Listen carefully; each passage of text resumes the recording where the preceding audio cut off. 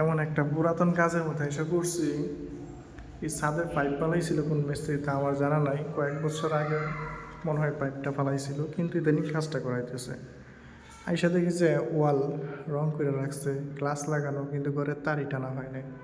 তার টানতে গিয়ে এমন একটা অবস্থা হয়েছে, এই যে ফ্যান বক্সের মধ্যে দেখেন অবস্থা, তার ঝুলা রয়েছে সবগুলা, সারা ঘরের মেন লাইন, এসির লাইন, এসি লাগানো আছে, এসির লাইনেরই খবর নাই।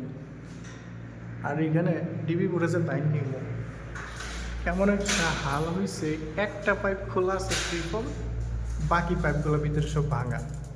এই পাইপটা ভাঙা, এটা কোনো কাজই দিচ্ছে না।